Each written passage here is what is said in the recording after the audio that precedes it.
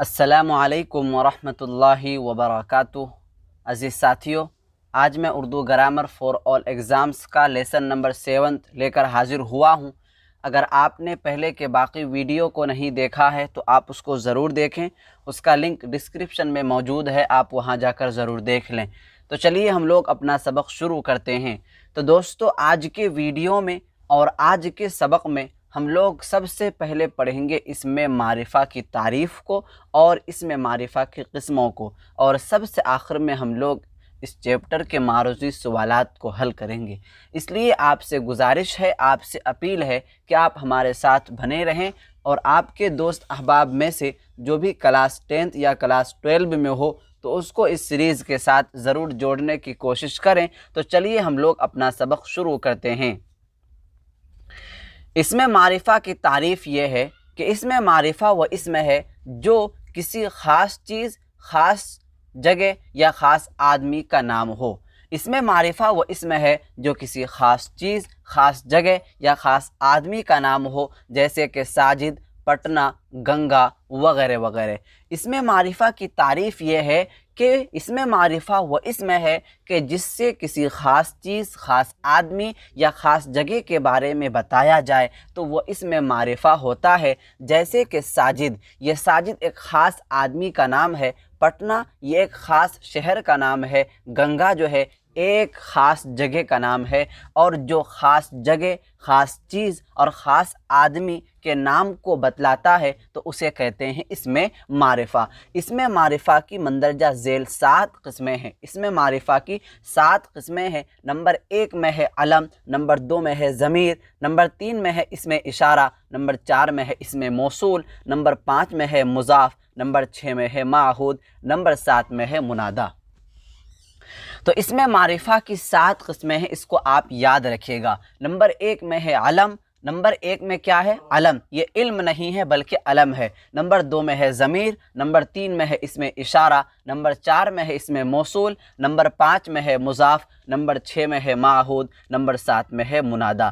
اب ہم ہر ایک کی تعریف کو ذکر کریں گے، ہر ایک کی تعریف کو پڑھیں گے اور سمجھیں گے۔ سب سے پہلے علم ہے۔ علم کہتے ہیں، علم وہ اسم معرفہ ہے جو خاص آدمی، خاص چیز، خاص جگہ کے بارے میں بتلائے، خاص چیز کے نام کو بتلائے، جیسے کہ ساجد، گنگا، حامد وغیرہ وغیرہ۔ علم وہ اسم معرفہ ہے جو خاص آدمی کے نام کو بتائے، خاص جگہ کے نام کو بتائے اور خاص چیز کے نام کو بتائے تو اسے کیا کہتے ہیں؟ علم کہتے ہیں۔ جیسے کہ ساجد، ساجد ایک خاص آدمی کا نام ہے، گنگا ایک خاص جگہ کا نام ہے، حامد ایک خاص آدمی کا نام ہے۔ تو جو خاص آدمی، خاص چیز، خاص جگہ کے نام کو بتلائے اسے کہتے ہیں علم۔ نمبر 2 میں ہے ضمیر۔ ضمیر وہ اسم معرفہ ہے جو کسی اسم کی جگہ میں آئے، جو کسی اسم کی جگہ میں آئے، جیسے وہ سب، میں، ہم، تیرا، میرا، تم لوگ وغیرہ وغیرہ۔ تو اسم ضمیر وہ اسم معرفہ ہے جو کسی اسم کی بدلے میں، جو کسی اسم کی جگہ میں آتا ہے۔ میں اس کی ایک آسان سی مثال آپ کو دے رہا ہوں کہ جیسے تاوش آج آئیڈیل اسکول پڑھنے کے لیے نہیں آیا۔ تاوش آج آئیڈیل اسکول پڑھنے کے لیے نہیں آیا لیکن کل وہ آئے گا۔ تو یہاں پر لفظ وہ استعمال ہوا ہے، تو یہ لفظ وہ جو تاوش کے بدلے میں آیا ہے، اور تاوش کیا ہے؟ اسم، اور جو بھی اسم کے بدلے میں آتا ہے وہ کیا ہوتا ہے؟ ضمیر ہوتا ہے۔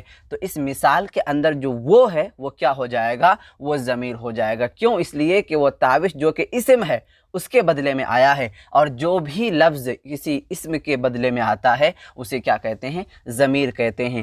نوٹ میں دیا گیا ہے کہ جس اسم کے لیے ضمیر لایا جاتا ہے اسے مرجع کہتے ہیں۔ جس اسم کے لیے ضمیر لایا جاتا ہے اسے مرجع کہتے ہیں۔ جیسے کہ اس کی مثال، تاوش آج اسکول نہیں آیا لیکن کل وہ آئے گا، تو اس مثال کے اندر وہ کیا ہے؟ ضمیر۔ کیوں؟ اس لیے کہ تاوش اسم کے بدلے میں آیا ہے، اور یہاں پر وہ کس کے بارے میں بتلا رہا ہے؟ تاوش کے بارے میں بتلا رہا ہے، تو تاوش کیا ہو جائے گا؟ مرجع ہو جائے گا، اور وہ کیا ہو جائے گا؟ یہ ضمیر ہو جائے گی۔ نمبر 3 میں دیا گیا ہے کہ اسم اشارہ وہ اسم ہے کہ جس لفظ کے ذریعے کسی چیز، جگہ یا شخص کی طرف اشارہ کیا جائے۔ اسم اشارہ وہ اسم ہے جس لفظ سے जिस लफ्ज़ के ज़रिए किसी चीज़, जगह या शख्स की तरफ इशारा किया जाए उसे इसमें इशारा कहा जाता है। जैसे ये घर, वो लड़का, ये गाड़ी वगैरह वगैरह, इसमें ये और वो इसमें इशारा है। साथियों, मैं आपको ये बात बतला दूं कि इसमें इशारा वो इसमें है कि जो किसी भी चीज़, किसी भी शख्स, किसी भी जगह के तरफ इशारा करने के लिए आता है तो उसको इसमें इशारा कहते हैं। जैसे कि ये एक किताब है, ये एक किताब है, तो एक किताब की तरफ इशारा किया गया, तो ये एक किताब की तरफ इशारा करना ही क्या होता है, इसमें इशारा कहते हैं। वो लड़का, तो ये वो लड़का की तरफ इशारा किया गया तो इसको क्या कहते हैं, इसमें इशारा कहते हैं। याद रखिएगा कि जिस लफ्ज़ के ज़रिए से इशारा किया जाता है उसे इसमें इशारा कहते हैं, और जिसको इशारा किया जाता है उसे मुशारुन इलैह कहा जाता है। जैसे कि ये किताब है, तो यहाँ पर ये इसमें इशारा हो जाएगा, किताब क्या हो जाएगा, मुशारुन इलैह हो जाएगा। इसमें इशारा की दो किस्में हैं, नंबर 1 में है इशारा करीब, नंबर 2 में है इशारा बाईद।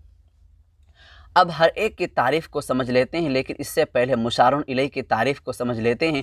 मुशारुन इलैह कहते हैं कि जिसकी तरफ इशारा किया जाए उसे मुशारुन इलैह कहा जाता है। जैसे ये किताब, वो घर, इसमें किताब और घर क्या हो जाएगा, मुशारुन इलैह हो जाएगा, जिसको मैंने आपको इससे पहले भी समझाया। इसमें इशारा की तारीफ़, इसमें इशारा की तारीफ़ क्या है, इसमें इशारा वो लफ्ज़ है कि जिसके ज़रिए यहाँ पर इसमें इशारा के जगह यहाँ पर करीब छूट गया है, तो इसमें इशारा करीब की तारीफ़ यह है कि वो लफ्ज़ है जिसके ज़रिए करीब की चीज़ों की तरफ इशारा किया जाए। जैसे कि ये किताब, ये गाड़ी, ये दुकान वगैरह वगैरह। करीब की यानी कि बगल की चीज़ों की तरफ इशारा करने को ही इसमें इशारा करीब कहा जाता है। और इसमें इशारा बाईद कहते हैं वो लफ्ज़ है जिसके ज़रिए दूर की चीज़ों की तरफ इशारा किया जाए। जैसे कि वो किताब, वो कलम वगैरह वगैरह। दूर की चीज़ों की तरफ अगर इशारा किया जाए तो उसे कहते हैं इशारा बाईद। अगर बगल और बाजू और करीब के चीज़ों की तरफ इशारा किया जाए तो उसे कहते हैं इशारा करीब। नंबर 4 में दिया गया है इसमें मौसूल। इसमें मौसूल की तारीफ़ ये है कि वो इसमें मारिफा है जो एक वस्फ़ी जुमला के बग़ैर अपने माना नहीं बताए। जैसे कि वो शख्स,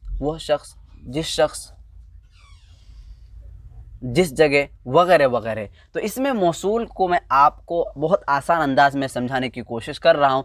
इसमें मौसूल वो इसमें मारिफा है कि जो किसी जुमले के साथ मिलाए बगैर वो समझ में ना आए तो उसे कहते हैं इसमें मौसूल। जैसे कि यहाँ पर ये जो है, ये जो क्या है, इसमें मौसूल है। इसी तरीके से ये जो जिस है, ये जिस क्या है, इसमें मौसूल। अब जो और जिस को दूसरे अगर इसम के साथ जो दूसरे जुमला के साथ नहीं मिलाइएगा तो इसका माना समझ में नहीं आएगा। इसी को कहते हैं इसमें मौसूल। इसमें मौसूल वो इसमें मारिफा है जो एक वस्फ़ी जुमला के बग़ैर अपने माना नहीं बताए। जैसे कि जो शख्स, जिस जगह वगैरह वगैरह। अब यहाँ पर जुमला के साथ इसको इस्तेमाल कर रहे हैं। जो चोरी करेगा वह सज़ा पाएगा, जिसने मेहनत किया वह कामयाब हुआ। इन मिसालों में जो और जिसने इसमें मौसूल है, इसमें मौसूल है।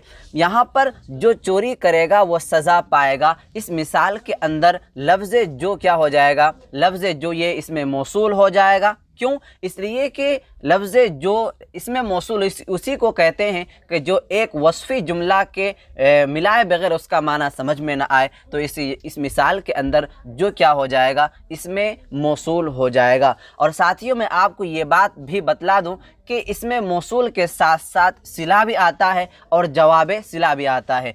तो जो चोरी करेगा वह सज़ा पाएगा, इस मिसाल के अंदर इसमें मौसूल हो जाएगा जो, और सिला हो जाएगा चोरी।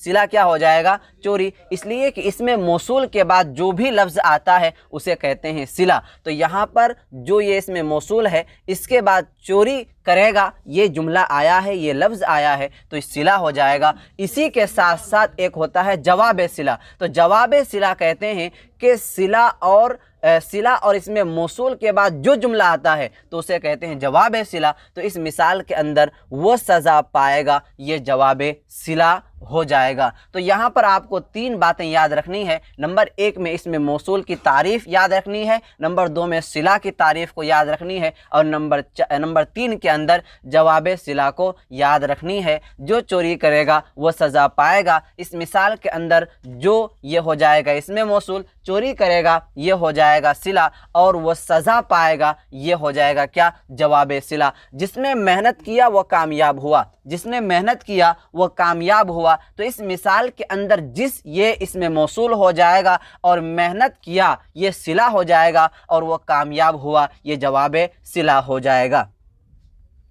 صلہ کی تعریف یہاں کر رہے ہیں۔ صلہ کہتے ہیں صلہ اس میں موصول کے بعد جو جملہ آتا ہے اسے صلہ کہتے ہیں۔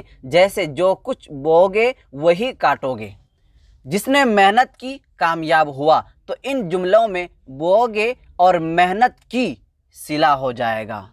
اور جواب صلہ کہتے ہیں اس میں موصول اور صلہ کے بعد جو اگلا جملہ بات کو مکمل کے لیے آتا ہے اسے جواب صلہ کہتے ہیں۔ جیسے جو بوگے وہی کاٹو گے، جس نے محنت کی کامیاب ہوا، ان جملوں میں وہی کاٹو گے اور کامیاب ہوا جواب صلہ ہوا۔ میں آپ سے یہ امید کروں گا کہ جواب صلہ اور اس میں موصول کو آپ نے بہت آسان انداز میں سمجھ لیا ہوگا۔ اب ہم لوگ مضاف کے بارے میں پڑھنے جا رہے ہیں۔ مضاف کہتے ہیں مضاف وہ اسم معرفہ ہے جس کی نسبت کسی دوسرے اسم کی طرف کی جائے۔ مضاف وہ اسم معرفہ ہے جس کی نسبت کسی دوسرے اسم کی طرف کی جائے۔ جیسے احمد کا لڑکا، ساجد کا دوست، ان جملوں میں لڑکا اور دوست کیا ہو جائے گا؟ مضاف ہو جائے گا۔ اس کے بعد یہاں پر جس کی طرف نسبت کی جائے اسے مضاف الیہ کہتے ہیں۔ جیسے احمد کا لڑکا، ساجد کا دوست، ان جملوں میں احمد اور ساجد مضاف الیہ ہو جائے گا۔ میں آپ کو مضاف اور مضاف الیہ کو اچھے انداز سے سمجھا دیتا ہوں۔ دیکھیے 2 لفظ ہوتا ہے، ایک لفظ کو دوسرے کے ساتھ ملایا جاتا ہے، ایک لفظ کو دوسرے کے ساتھ ملایا جاتا ہے، اور ایک کو دوسرے کے ساتھ ملانے کو ہی، ایک لفظ کو دوسرے لفظ کے ساتھ ملانے کو ہی کیا کہتے ہیں؟ اضافت کہتے ہیں۔ جیسے کہ احمد ایک لفظ ہے اور لڑکا ایک کیا ہے؟ ایک لفظ ہے۔ تو دونوں یہ دو لفظ ہو گئے، ایک احمد ایک لفظ، لڑکا ایک لفظ۔ تو ایک کو دوسرے کے ساتھ ملایا گیا، ایک لفظ کو دوسرے کے ساتھ جوڑا گیا۔ تو پہلے لفظ کو اردو کے اعتبار سے مضاف الیہ کہیں گے، اور دوسرے لفظ کو اردو کے اعتبار سے کیا کہیں گے؟ مضاف کہیں گے۔ ساجد کا دوست، اب یہاں بتائیے کہ اس جملہ کے اندر مضاف الیہ کون ہے اور مضاف کون ہے؟ تو ساجد یہ ہو جائے گا مضاف الیہ۔ کیوں؟ اس لیے کہ یہ شروع میں آیا ہے، اور دوست کیا ہو جائے گا؟ یہ مضاف ہو جائے گا۔ کیوں؟ اس لیے کہ یہ بعد میں آیا ہے۔ یہ جو ترکیب میں نے آپ کو بتایا یہ صرف اور صرف اردو کے اعتبار سے ہے، عربی کے اعتبار سے یہ ترکیب نہیں ہے۔ نمبر 6 میں بتایا جا رہا ہے اسم معہود کے بارے میں۔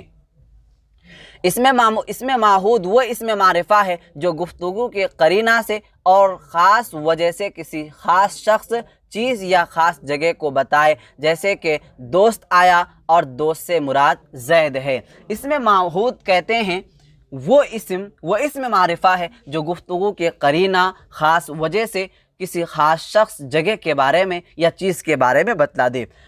جیسے کہ آج تاوش کو اسکول جانے کا من نہیں تھا، اور وہ گھر میں یہ بتا کر کے گیا کہ آج مجھے اسکول جانے کا من نہیں ہے، میں اسکول تو جا رہا ہوں لیکن بہت جلد آ جاؤں گا، یا 10 بجے تک آ جاؤں گا، اور 10 بج چکا تھا۔ تو اس گھر کے اس کے بڑے بھائی یا چھوٹے بھائی نے کہا کہ وہ آ گیا، اپنے گھر والوں کو بتایا کہ وہ آ گیا، اور وہ آ گیا تو سب کے سب لوگ تاوش مراد لیے۔ کیوں؟ اس لیے کہ تاوش یہ بول کے گیا تھا کہ میں 10 بجے آ جاؤں گا۔ تو یہاں پر ایک قرینہ پتہ چلا۔ کیا قرینہ؟ کہ وہ یہ بول کے گیا تھا کہ میں 10 بجے आ जाऊंगा। तो इसमें माहूद कहते ही हैं उस इसमें मारिफा को जो गुफ्तगू के करीना या ख़ास वजह से, कोई टाइम टेबल के वजह से किसी ख़ास शख्स, ख़ास चीज़, ख़ास जगह के बारे में बतला दे तो उसे कहते हैं इसमें माहूद। नंबर 7 में बतलाया जा रहा है कि वो इसमें मारिफा है जिसको पूरा किया जाए, जिसको पूरा किया जाए। मुनादा वो इसमें मारिफा है जिसको पूरा किया जाए, जैसे कि ए लड़के, मैं लड़के मुनादा है, ए लड़के में लड़के मुनादा है। और जिस हरफ के ज़रिए से पुकारा जाता है उसे हरफ निदा कहते हैं, जैसे या ए वगैरह। देखिए यहाँ पर हम लोगों को 2 बातें याद रखनी हैं, एक हरफ निदा और नंबर 2 है मुनादा। देखिए किसी को किसी लफ्ज़ के ज़रिए से पुकारा जाता है, किसी को किसी लफ्ज़ के ज़रिए से पुकारा जाता है। जैसे कि मैंने महमूद को पुकारा कि ऐ महमूद यहाँ आ जाओ, तो यहाँ पर मैंने 2 लफ्ज़ इस्तेमाल किया, ऐ महमूद। तो यहाँ पर ऐ के ज़रिए से मैंने महमूद को अपनी तरफ मुतवज्जे किया, अपने तरफ बुलाया। तो यहाँ पर लफ्ज़ ऐ हो जाएगा क्या, हरफ़े निदा। क्यों? इसलिए कि ऐ के ज़रिए से किसी को अपने तरफ मुतवज्जे किया गया है। और यहाँ पर महमूद हो जाएगा मुनादा। क्यों? इसलिए कि उसको मुनादा क्यों होगा, इसलिए कि उसको बुलाया जा रहा है। तो मुनादा निदा कहते हैं, निदा कहते हैं कि जिस लफ्ज़ के ज़रिए से पुकारा जाए, और मुनादा कहते हैं कि जिसको पुकारा जाए। अब हम लोग मारूज़ी सवालात को हल करेंगे, जिसमें सवाल नंबर 1 में दिया गया है कि इसमें मारिफा की कितनी किस्में हैं। इसमें मारिफा की कितनी किस्में हैं? 7, 5, 8, 4। मैंने आपको सबक के शुरू में बतला दिया कि इसमें मारिफा की कुल 7 किस्में हैं। तो सवाल नंबर 1 का राइट आंसर हो जाएगा ऑप्शन नंबर ए, यानी कि 7। इसमें मारिफा की 7 ही किस्में हैं, वह अलम वगैरह वगैरह। सवाल नंबर 2 में पूछा जा रहा है कि मंदरजा झेल में इसमें मारिफा की मिसाल कौन सी है? गंगा है, दरख्त है, शहर है, दरिया है, क्या है? इसमें मारिफा की मिसाल इन 4 ऑप्शनों में से क्या है? तो इस सवाल नंबर 2 का राइट आंसर हो जाएगा गंगा। क्यों? इसलिए कि गंगा एक ख़ास चीज़ है, ख़ास जगह का नाम है, और जो भी लफ्ज़ ख़ास जगह को बतलाता है उसे क्या कहते हैं? इसमें मारिफा कहते हैं। तो सवाल नंबर 2 का राइट आंसर हो जाएगा ऑप्शन नंबर ए, यानी कि गंगा। सवाल नंबर 3 में पूछा जा रहा है कि झेल में इसमें नकीरा की मिसाल बताइए। झेल में इसमें नकीरा की मिसाल बताइए। पटना, अकरम का भाई, ये लड़का, दरिया। तो सवाल नंबर 3 का राइट आंसर हो जाएगा दरिया, क्योंकि दरिया कोई ख़ास नहीं होता है, दरिया आम होता है। और जो भी चीज़, जो भी लफ्ज़, जो भी चीज़ आम चीज़ों को बतलाता है उसे इसमें नकीरा कहते हैं। तो सवाल नंबर 3 का राइट आंसर हो जाएगा ऑप्शन नंबर डी, यानी कि दरिया। सवाल नंबर 4 में पूछा जा रहा है इश्तिकाक के एतबार से इसमें की कितनी किस्में हैं? इश्तिकाक को दूसरे अल्फाज में कहते हैं बनावट। दूसरे अल्फाज में क्या कहते हैं? बनावट। तो बनावट कहिए या इश्तिकाक कहिए। तो इश्तिकाक के एतबार से यानी बनावट के एतबार से इसमें की कितनी किस्में हैं? 5 किस्में, 6 किस्में, 3 किस्में, 2 किस्में। इश्तिकाक के एतबार से, बनावट के एतबार से इसमें की 3 किस्में होती हैं, जामिद, मस्दर, मुश्तक। तो सवाल नंबर 4 का राइट आंसर हो जाएगा ऑप्शन नंबर सी, यानी कि इश्तिकाक के एतबार से इसमें की 3 किस्में हैं। सवाल नंबर 5 में पूछा जा रहा है कि मंदरजा झेल में मस्दर की मिसाल कौन सी है? मस्दर की मिसाल कौन सी है? जाना, दरख्त, पढ़ने वाला, अहमद। तो सवाल नंबर 5 का राइट आंसर हो जाएगा ऑप्शन नंबर ए, यानी कि जाना। जाना ये क्या है? मस्दर है, और जिस लफ्ज़ के आखिर में ना आता है वो मस्दर होता है। तो सवाल नंबर 5 का राइट आंसर हो जाएगा ऑप्शन नंबर ए, यानी कि जाना। तो साथियों, मैं आपसे यही उम्मीद करूंगा कि आज का सबक आपने मुकम्मल तौर पर समझ लिया होगा। कहीं भी दिक्कत हो, कहीं भी परेशानी हो तो आप कमेंट बॉक्स में अपनी राय ज़रूर पेश करें, अपना सवाल को ज़रूर लिखें। इंशाअल्लाह अज़्ज़ा वजल आपको उस सवाल का जवाब बहुत जल्द दे दिया जाएगा। साथियों, अगर आप हमारे ऑफिशियल ग्रुप से ज्वाइन नहीं हुए हैं तो आप दिए गए नंबर पर राब्ता करें, इंशाअल्लाह आपको हमारे ऑफिशियल ग्रुप से जोड़ दिया जाएगा। वो नंबर ये है 9934753942। इस नंबर पर आप हमसे कांटेक्ट कर सकते हैं और रोज़ाना के सबक का PDF ले सकते हैं। अगर आप रोज़ाना के सबक का PDF लेने के ख्वाहिशमंद हैं तो इस दिए गए नंबर पर राब्ता करें। तब तक के लिए इजाज़त दीजिए, आइंदा सबक में हम लोग फिर मिलेंगे। वस्सलामु अलैकुम वरहमतुल्लाहि वबरकातुहू।